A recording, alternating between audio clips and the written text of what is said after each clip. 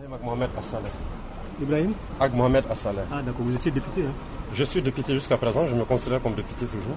Et vous n'êtes pas présent à l'Assemblée nationale du Mali? Je ne suis pas présent à l'Assemblée nationale du Mali parce que j'ai compris qu'on a une carence dans le cadre du débat démocratique au sein de l'hémicycle pour pouvoir relever les défis du moment.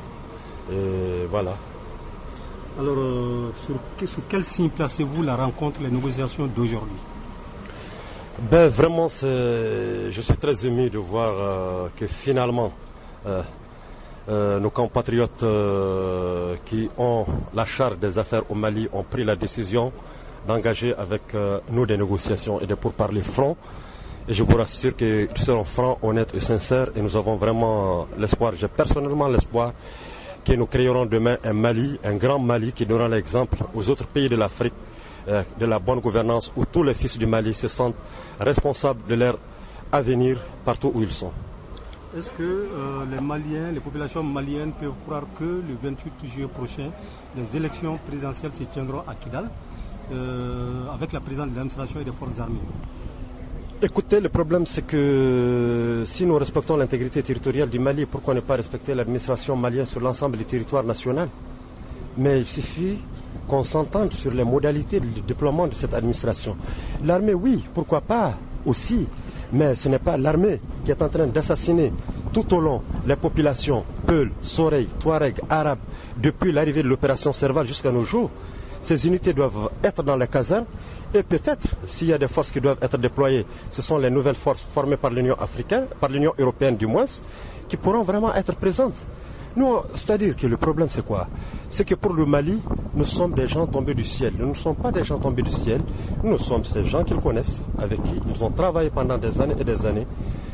Donc, je suis très optimiste pour qu'il y ait vraiment des élections sur l'ensemble du territoire national du Mali. Tout dépendra de la méthode et de la méthodologie, de l'approche de comment les uns et les autres voient les choses.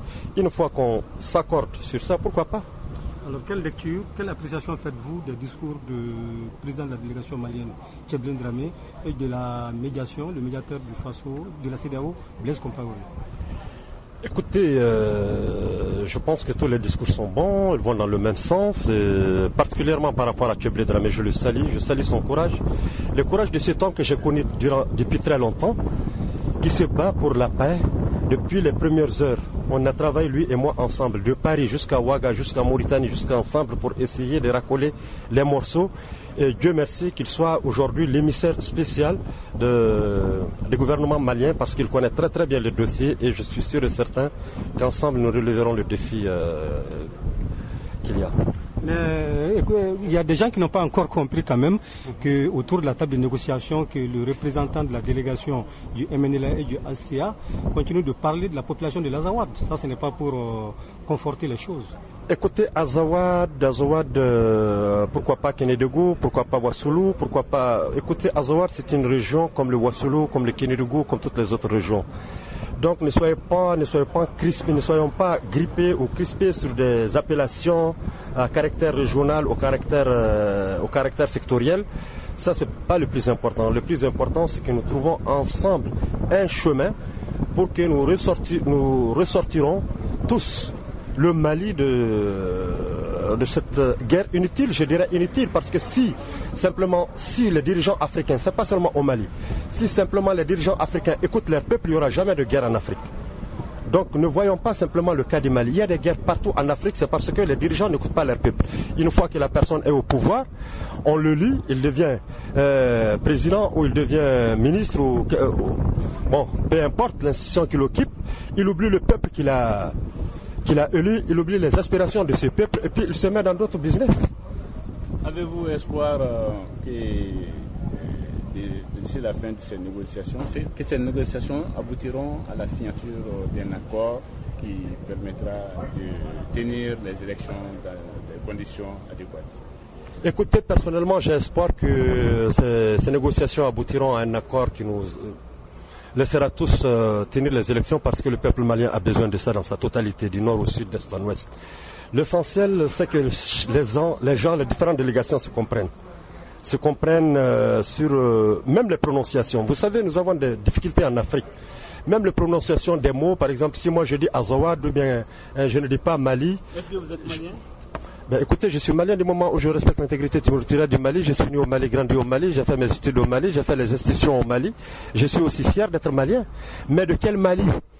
Le Mali dont celui de Ouassoulou est fier, celui de Kay est fier, celui de Kidal est fier, celui de tout le monde est fier, de toutes les régions sont fiers. C'est de ce Mali que je suis fier. Mais je ne suis pas fier de ce Mali qui élit des dirigeants qui oublient leur peuple, ou bien que si le peuple proteste ou se révolte, il faut les massacrer, il faut les réprimander. Je ne suis pas pour ce Mali et je ne serai pas pour ce Mali. Il faut un Mali où le pouvoir politique, le pouvoir économique, le pouvoir social, le pouvoir culturel est partagé sur l'ensemble du territoire national, des 12 000 km². Vous comprenez bien, c'est de 1 200 000 et quelques 40 000 km², c'est de ce Mali qu'il faut. Et qu'il faut que les Maliens, tous, comprennent que le MNLA ni les Azawadiens, ce ne sont pas des ennemis pour les Maliens. On n'est pas des ennemis pour les Maliens. Le MNLA a toujours pris des forces armées maliennes au cours des combats de 2012 et ils les ont libérés, ils les ont dit qu'ils ne sont pas contre vous. Vous n'êtes que des exécutants sur le terrain, mais il faut que le pouvoir au Mali change. C'est ce message que le MNLA a voulu faire entendre en déclarant haut et fort la sécession, l'indépendance, le 6 avril 2012. Je profite de votre micro parce que vraiment, je suis très fier d'avoir la presse, mes confrères de la presse malienne, qui peut-être tergiversent à Bamako là-bas. Ceux que j'ai leur numéro, chaque fois qu'ils apparaissent à la télé, je les envoie des messages sur des SMS et puis ils me répondent. Je me réserve de dire ce qu'ils me disent.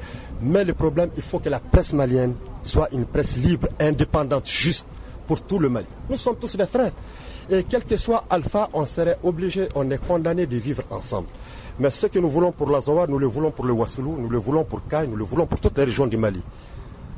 Présentez-vous à nos lecteurs. C'est M. Ibrahim Mohamed Assaleh, député à l'Assemblée nationale du Mali, qui a été vraiment ému de ses fonctions par les collègues de l'Assemblée, parce que je ne partage pas avec eux les mêmes idées de la corruption, du népotisme, du clientélisme pour lequel ils travaillent là-bas à Bamako. Je vous remercie. Fonction dans le MNLA, je suis le chargé des relations extérieures du MNLA et membre de la commission de négociation. Merci bien. Merci à vous aussi. Merci. Bien des choses au pays. Merci bien. J'espère qu'on se retrouvera très bientôt à Bamako. Inch'Allah. Merci. Non, on a reçu ce commande.